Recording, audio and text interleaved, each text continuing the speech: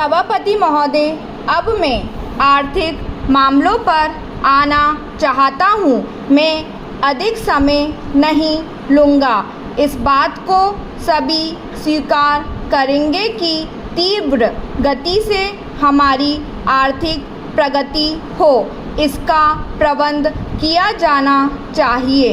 इसके लिए ऐसा वातावरण बनाने की आवश्यकता है जिससे उत्पादन बढ़ सके, वितरण में समानता आ सके और उपभोग में संयम से काम लिया जा सके। हर बजट को और हर कर प्रस्ताव को इसी कसौटी पर कसा जाएगा। यथा क्या उससे उत्पादन बढ़ता है, क्या वितरण में समानता आती है, और तीसरी बात यह है कि क्या हम देश में ऐसा वातावरण बना सकते हैं कि लोग जितना कमाते हैं उतना खर्च ना करें, उसमें से बचाए और उसे राष्ट्र की समृद्धि में लगाए। अगर इस कसौटी पर सरकार की आर्थिक नीतियां कसी जाएं तो मुझे लगता है कि उनमें पर्याप्त सुधार की गुंजाइश है।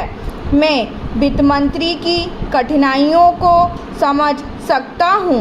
विकास की आवश्यकता अधिक धन की मांग करती है। राज्य सरकारें अधिक कर लगाने के लिए तैयार नहीं हैं। वे केंद्र से कर्जा लेकर अपना काम चलाना चाहती है। वहाँ कोई वित्तीय अनुशासन नहीं है। यह सारा बोझ केंद्र को उठाना पड़ेगा और केंद्रीय सरकार कठिनाई में पड़ेगी। इसलिए मैं समझता और सुझाव को दोहराना चाहता हूँ कि राज्यों को इस संबंध में निर्देश दिया जाना चाहिए।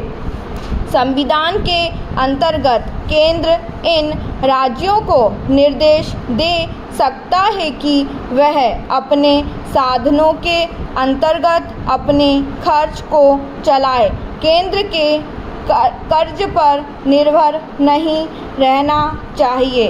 विशेष परिस्थितियों में कर्जा दिया जा सकता है, लेकिन कर्जा लेकर अपना काम चलाना यह उनका स्वभाव नहीं बनना चाहिए। अपवाद रूप में कर्जा लेकर वह किसी विशेष परिस्थिति का सामना करने के लिए प्रस्तुत हो तो उसका विरोध नहीं किया जा सकता।